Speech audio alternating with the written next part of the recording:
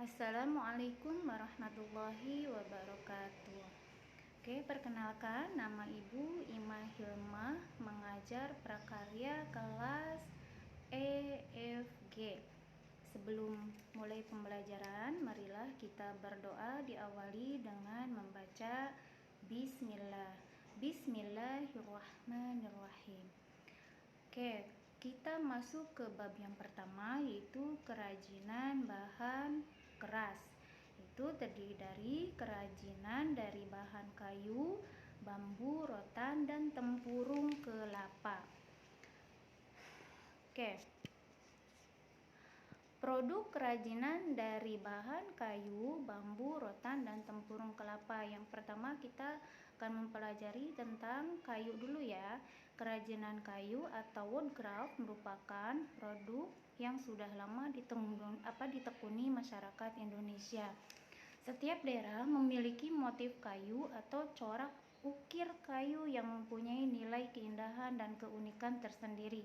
Macam-macam kayunya, contohnya yaitu kayu jati, mahoni, pinus, sawo, nangka, dan kelapa. Di sini ada contohnya, yaitu hiasan topeng dari kayu jati dan miniatur perahu yang diproduksi dari bahan kayu. Yang kedua, kita ke ranting kayu. Ranting kayu merupakan bagian pohon kayu yang bercabang dari ukuran kecil hingga besar. Nah, teknik yang digunakan dalam proses pembuatan kerajinan dari ranting kayu adalah konstruksi atau kontrakting. Nah, ranting pohon dapat dijadikan kerajinan seperti tempat pensil dan bingkai foto.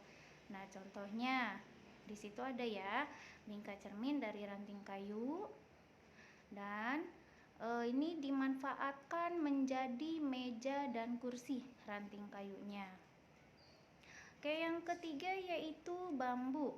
Ketersediaan bambu tidak akan habis selama kita selalu menjaga dan melestarikannya. Nah, bambu yang memenuhi syarat untuk menjadikan sebuah kerajinan adalah bambu yang tidak terlalu tua dan juga tidak terlalu muda. Nah, bambu merupakan tanaman yang dapat tumbuh subur di wilayah tropis. Nah, contohnya di sini ada bingkai, foto, dan hiasan lampu ya, yang terbuat dari bambu. Oke, yang keempat yaitu rotan.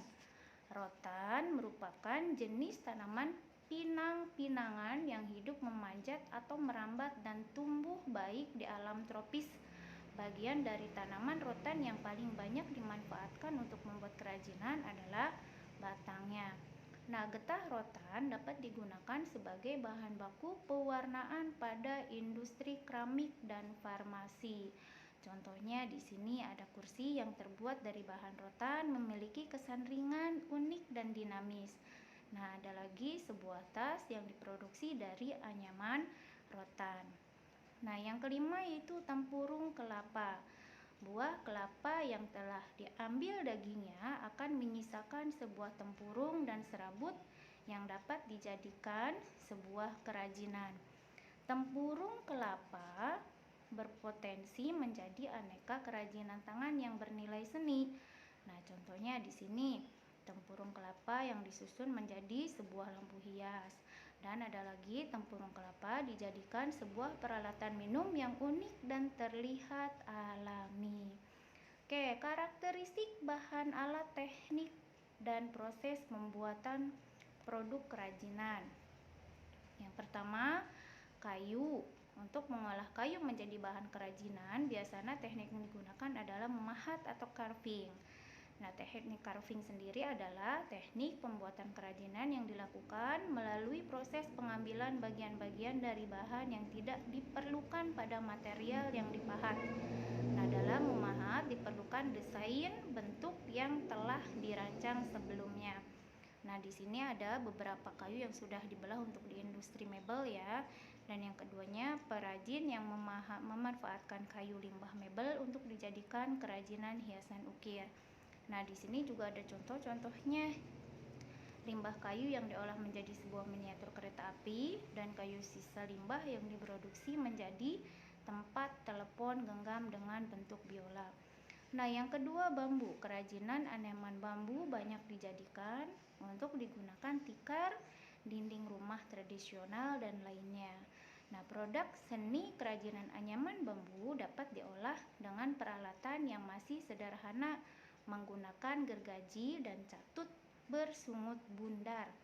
Nah, bambu yang dipilih yaitu bambu yang sudah matang dengan ruas yang panjang. Nah, di sini ada contoh-contohnya ya. Nah, yang ketiga yaitu rotan. Tahapan pengolahan rotan dimulai dengan penggorengan, penggosokan atau pencucian, pengeringan dan pengupasan atau pemolesan atau pemutihan, pengapasan, pelurusan atau pembengkokan, dan pengawetan. Nah, dalam membuat struktur kerajinan rotan, teknik yang dilakukan adalah melengkungkan rotan dengan bantuan panas. Nah, rotan yang sudah diolah dan siap untuk digunakan menjadi bahan baku sebuah kerajinan dan seseorang yang melakukan proses penganyaman rotan untuk membuat sebuah kursi. Nah, bisa dilihat di gambar nih ya. Oke, yang keempat yaitu tempurung kelapa. Pengolahan kerajinan dari tempurung kelapa dimulai dengan buah kelapa yang dikupas terlebih dahulu dengan cara memisahkan antara sabut kelapa dan tempurungnya. Dan pengolahan tersebut dapat dilakukan dengan cara manual atau menggunakan parang. Untuk lebih memudahkan dalam mengerjakannya, gunakan kaca untuk membersihkannya. Nah, di sini juga ada contoh-contohnya ya. Itu tempurung kelapa yang sudah tidak terpakai dapat dijadikan bahan dasar kerajinan yang fungsional sekaligus estetik. Nah, yang terakhir itu pengemasan produk kerajinan dari bahan kayu, bambu, rotan, dan tempurung kelapa. Kerajinan yang berukuran relatif besar, sebagian besar tidak dikemas. Nah, kerajinan yang berukuran kecil agar penampilannya menarik, produknya dikemas tujuannya agar terlihat anggun, estetik, dan tahan lama. Di situ ada contohnya ya. Sebuah bingkai dari susunan bambu vertikal yang dirajut dengan tali. Nah, selanjutnya tugas kalian yaitu kerjakan latihan halaman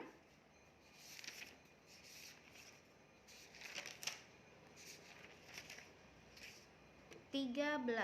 Evaluasi kompetensi siswa. Pilihan gandanya saja sampai halaman 15. Terima kasih. Assalamualaikum warahmatullahi wabarakatuh.